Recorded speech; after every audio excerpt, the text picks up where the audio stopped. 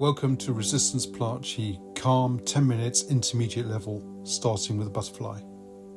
With this move, remember to breathe in as you rise with the arms.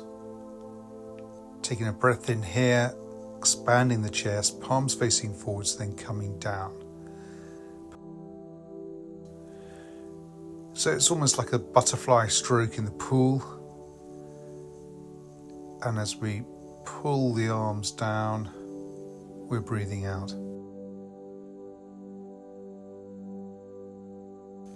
Look up with those hands with your head so you can extend the neck at the same time and get some neck movement. Bring the arms gently down. People tend to rush these moves, certainly coming down.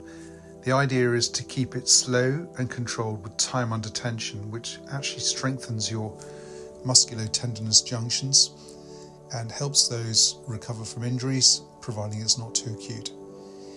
If the exercise is too painful, of course, back off and don't do them.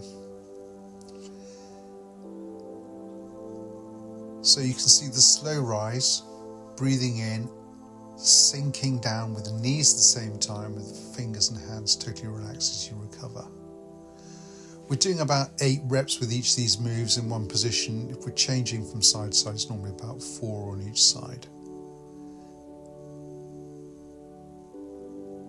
Just follow the moves as best as you can, and if you've got too much pain, just back off and get some help from your healthcare professional to advise you. This next move is called Smooth the Waters, and this is where we're just coming up, arms to the horizontal, and then we're just palm downwards, spreading them out to the side, coming back down, raising the arms to chest height, palms flat as if you're smoothing a surface in front of you, and then coming down the arms by your side. Reaching up, rising, breathing in again, don't forget. Arms out to the side, shoulder blades back. This is a great one for the shoulders, great one for the back, because actually we're controlling the scapula at the back there, which will put the setting correct if we just move the shoulder blades back and reduce any shoulder pain that you might have in it as a chronic condition. Breathing in as we rise, and slowly out to the sides and breathing out.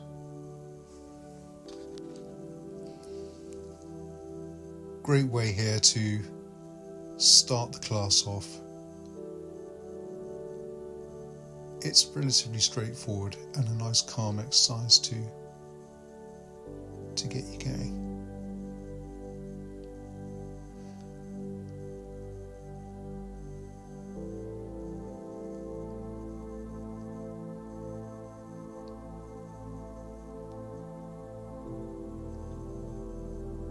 And now we're just winding down with this move before we come to the next move, which is called the mermaid. And what we're doing here is we're bringing the palms together as if you're in a prayer position above your head, and then spreading the arms apart, palms facing downwards, coming down to our waist. Palms together, coming up above our head, and then breaking them apart, coming down, palms facing downwards. If you've got shoulder pain, make sure those shoulders are back, because your shoulders are internally rotated coming down, and point your hands slightly further forward if you've got too much shoulder pain doing this, rather than straight downwards. This is also good for the latissimus dorsi, which can be a bit tight as you come up, so some of you may struggle to get the hands as high as your head, keeping them together. Because if your latissimus dorsi are tight, you may struggle to do this, but don't worry about that. Coming down with the palms to your waist, breathing out as you come down. The breathing, as I say, and I always repeat this, is so important with Resistance Pilatchi. It just controls your movement, the flow, and improves the stress levels whilst you're exercising. So this is the last repetition of the mermaid. Breathing out as we come down. And now we're going to move on to the back rainbow, which is going to involve a step lunge and the opposite leg is extended behind you with that same arm on that side reaching in front of you and rotating backwards behind you. Following the arm with your head, palm facing downwards, and then rotating round to the side as you come back down, rocking back on that leading leg on the heel. This can be quite hard for those of you who have chronic shoulder problems, and you might not get the arm as close to your ear as you'd like, so go slightly wider apart with the arm, not so much into the vertical plane. Then we're switching over to the other leg, and we're repeating the movement but with the other arm here. Following that arm with your head and neck, because with this we're actually rotating the neck and we're getting more thoracic rotation in there as well as we rock backwards. So this is a really good exercise for shoulder, thorax, quads as you're on that leading leg. Don't let that leg drift into the midline and keep it slow as you come down. Hard exercise for some, that. Ski poles. Now this is a balancing exercise. This is quite hard for some people, where we're actually going to be coming over onto the leading leg, both arms, clenched fist coming over in front of you at about 30 degrees forward inclination. It looks harder than it really is, but because you've got the bands, funnily enough, it's easier doing it with the bands because you've got points of contact between the feet and the hands than without the bands.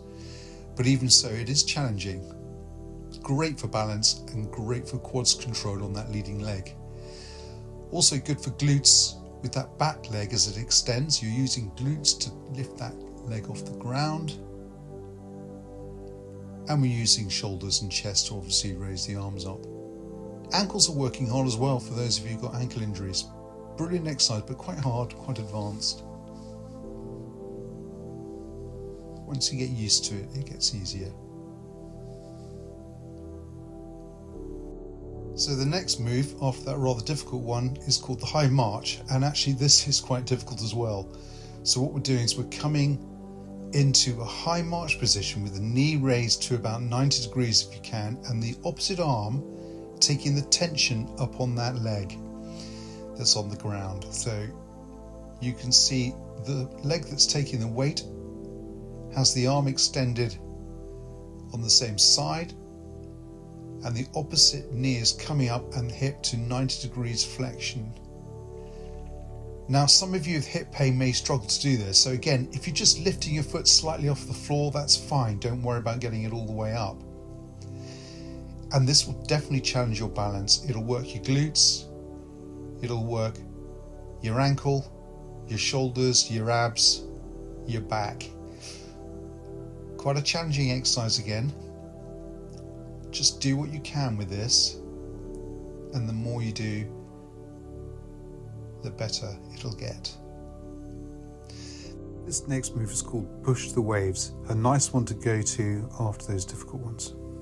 Coming forward with the hands onto the leading leg, rocking back on that heel, and you're just pushing the arms forward, palms downwards, and just rocking back on that heel. It's similar to over the drum, but your palms are flat this time rather than pointing inwards. Breathing in as you come up here, and then breathing out as you come down with the hands. Rock back on that heel, it gives you a bit of momentum, a bit of rhythm. And again, there's a little bit of balance going on here, but certainly not as much as the other last two moves. Nice way to relax after those challenging moves. Breathing in and breathing out. Keep it slow, do not rush, keep it at this pace. So the final move to wind down with is called the alpha, a lovely move where we're coming up, both hands facing downwards, top of the head, and then bringing them down to your waist. Bring them up just above the head, fingertips touching, and then slowly coming down, bending the knees as we come down. Then we repeat, breathing in as we come up, Palms coming down, breathing out, sinking the knees. Expand the chest, nice and slow with these movements. Again, you can close your eyes at the end if you want to, just to help you wind down from this exercise class. Coming down with the hands slowly, sinking the knees. And just a couple more repetitions of this. Slowly down. Up we come. Fingertips touching, coming down for that last move to end the class. Well done.